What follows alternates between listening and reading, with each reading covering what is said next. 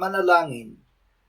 Kung tayo ay nananatili bilang sanga ng Panginoong Hesus na ating puno ng ubas, tayo ay nasa pangangalaga ng Ama.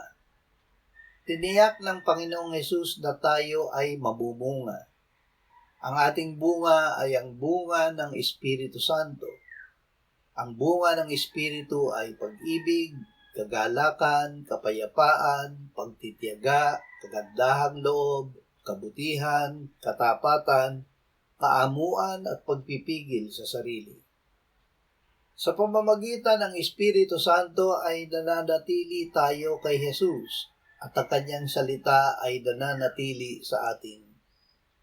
Mahihingi natin ang anumang ating nais at ito'y gagawin para sa atin dahil sa pamamagitan nito'y naluluwalhati ang Ama na tayo'y magbunga ng marami at maging mga alagad ni Jesus.